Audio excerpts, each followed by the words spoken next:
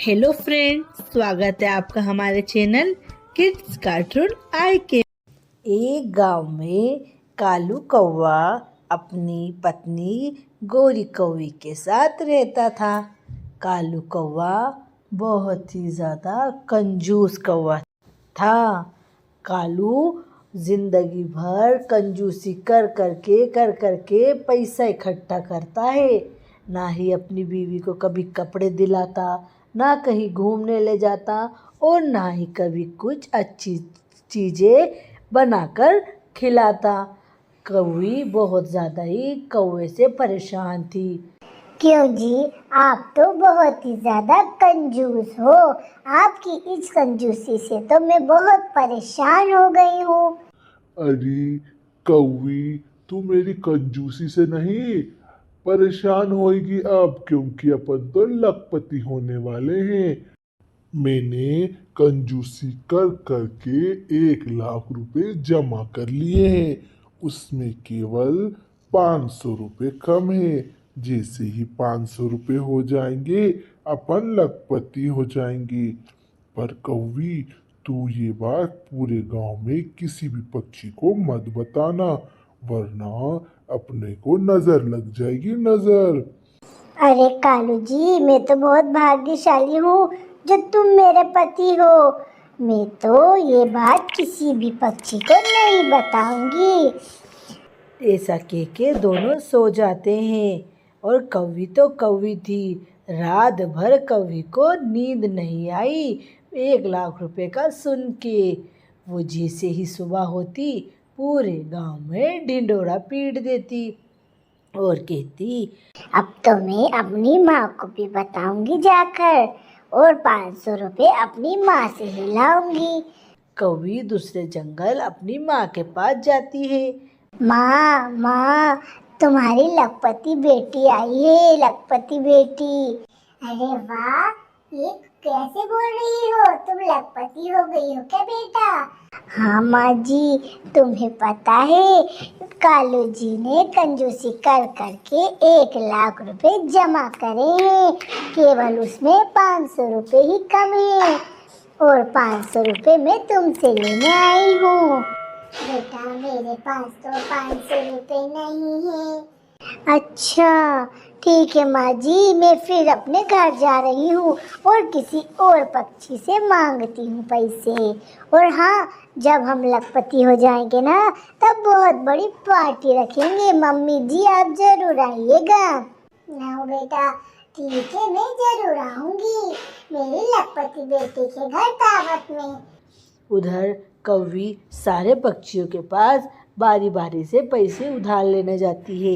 कभी तोते के पास, कभी कबूतर के पास, कभी टुनटुनी चिड़िया के पास, पर उसको 500 रुपये कोई नहीं देता है। फिर वो उसी जंगल के एक तोता और तोती के पास जाती है। तोता भाई, मुझे 500 रुपए दे दीजिए। कल मैं तुम लोगों की बहुत बड़ी दावत रखने वाली हूँ, क्योंकि हम लखपति हो गए हैं। कालू जी को सब कंजूस बोलते थे ना, कालू जी ने तो कंजूसी कर करके 1 लाख रुपए जमा करे हैं, जमा। वो दोनों पति पत्नी 1 लाख का सुनकर बिल्कुल बेहोशी में आ जाते हैं और कौवी को तुरंत 500 रुपये दे देते हैं। इधर कौवा भी कहीं ना कहीं से जुगाड़ कर 500 रुपये ले आता है और कौवी भी ले आती है। अरे कौवे जी, आप भी 500 रुपए ले आए और मैं भी।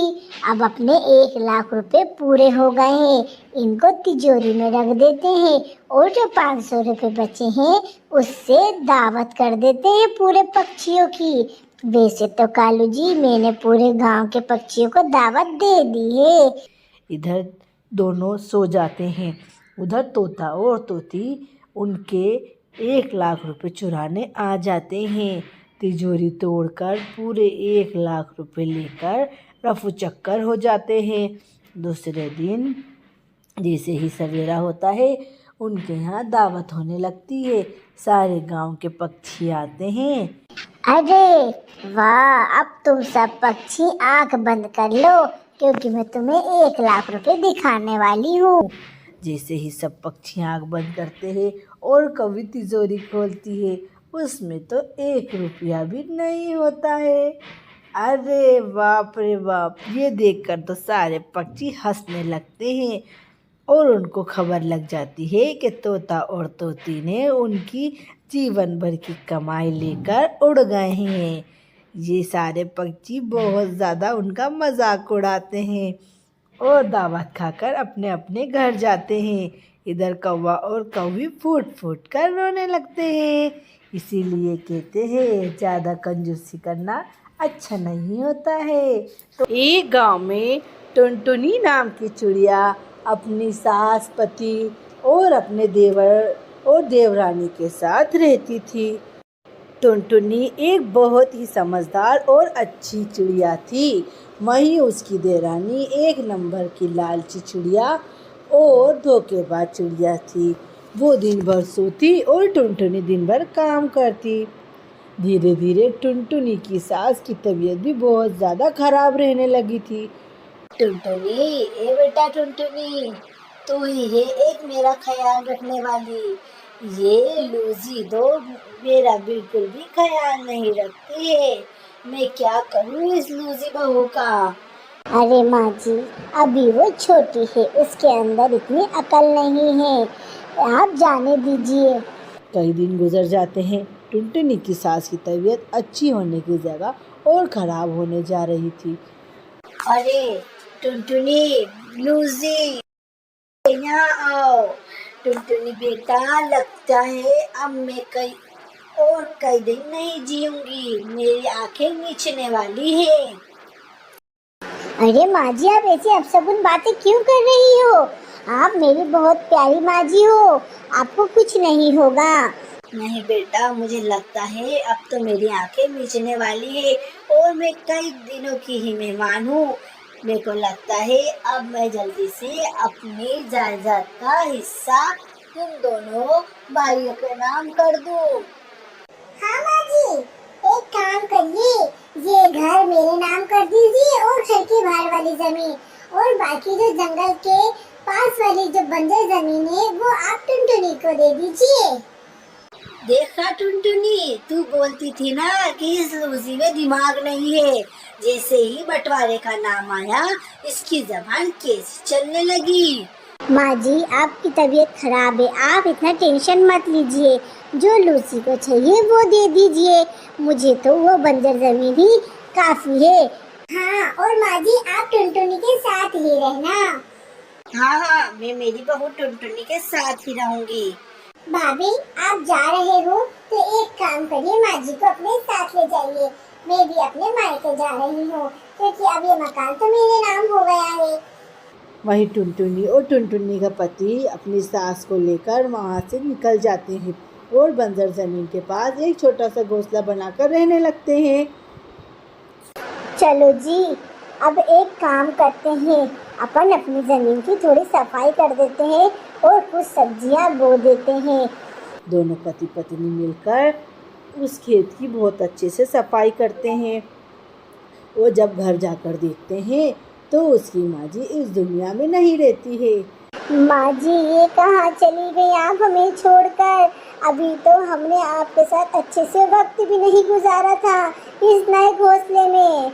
माँ जी, आप कहाँ चली गई? दोनों पति पत्नी बहुत रोते हैं।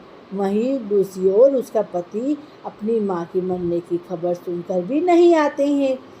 टुनटुनी क्या करे, एक काम करते हैं, बंजर जमीन के अंदर ही एक खड्डा गूंथकर माँ जी को वहीं गाड़ देते हैं, इसलिए माँ जी का आशीर्वाद सदा अपने ऊपर बना रहेगा। दोनों पति पत्नी माँ जी को ले जाकर उसी गड्ढे में गाड़ देते हैं और उसी खेत की अच्छे से सफाई कर कर सब्जियां बोने लगते हैं। माँ जी, आप हमारी जमीन में ही हो, हमेशा आपकी आशीर्वाद हमारे ऊपर बनाए रखना। दोनों पति पत्नी दिन रात मेहनत करते, सब्जी बोते, खाद डालते, नई मिट्टी लाते, इतनी मेहनत करते कि पूछो ही मत। थोड़े दिन में टुनटुनी का खेत चारों तरफ से हरा भरा हो जाता है उसकी माँ जी के आशीर्वाद से। अरे वाह, देखिए कैसा मेरा खेत लहरा रहा है। और सब्जियां इतनी हो गई है कि पूछो ही मत। आप तो ये सब्जियां लेकर बेच आइए।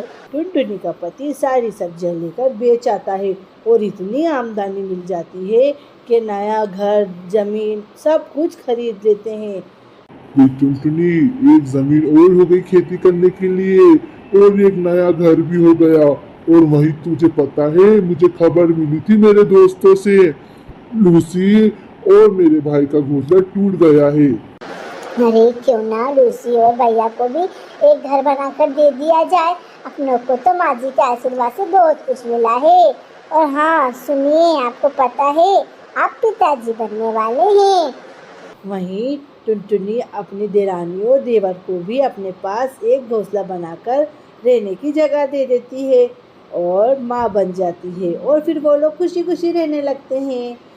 एक गांव में टुनटुनी नाम की चिड़िया अपने पति के साथ रहती थी।